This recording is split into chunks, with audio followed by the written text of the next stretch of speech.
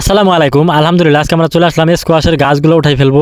আসলে স্কোয়াশের জীবনকাল হচ্ছে 3 মাস, আর আমার স্কোয়াশের গাছগুলোর বয়স হয়ে গেছে 4 মাস। আমি 4 মাস পর্যন্ত এই গাছগুলো টিকে রাখতে পারছি। তো আমি এখন পর্যন্ত অনেকগুলো স্কোয়াশ হারভেস্ট করছি আলহামদুলিল্লাহ। তো আমাদের অনেকগুলো স্কোয়াশ কিন্তু নষ্ট হয়ে গেছে। আর যদি স্কোয়াশগুলো আমাদের নষ্ট না হইতো তাহলে আমরা মোটামুটি 60 থেকে 70 হাজার টাকা বিক্রি করতে পারতাম। তো আলহামদুলিল্লাহ আমরা মোটামুটি 50 হাজার টাকার মতো বিক্রি করছি। আমার এই স্কোয়াশের জমিতে কোনো ধরনের অর্থ বিনিয়োগ করা লাগে নাই। আমার এই সম্পূর্ণ খরচ দিয়েছিল কৃষি অফিস থেকে। কৃষি অফিস থেকে আমাদেরকে একটা প্রদর্শনী দিয়েছিল এই স্কোয়াশ চাষের জন্য। সেজন্য আমাকে এই স্কোয়াশের জমিতে আমার কোনো ধরনের খরচ হয় নাই বললেই চলে। তো আমরা স্কোয়াশ গুলো ওঠানোর সময় একটা স্কোয়াশ দেখলাম যে মালচিং এর নিচে একটা স্কোয়াশ হয়ে আছে, অনেক সুন্দর একটা কালার হয়েছে, হলুদ কালার হয়ে আছে। মালচিং এর নিচে হওয়ার কারণে এই স্কোয়াশের কালারটা হলুদ হয়ে আছে।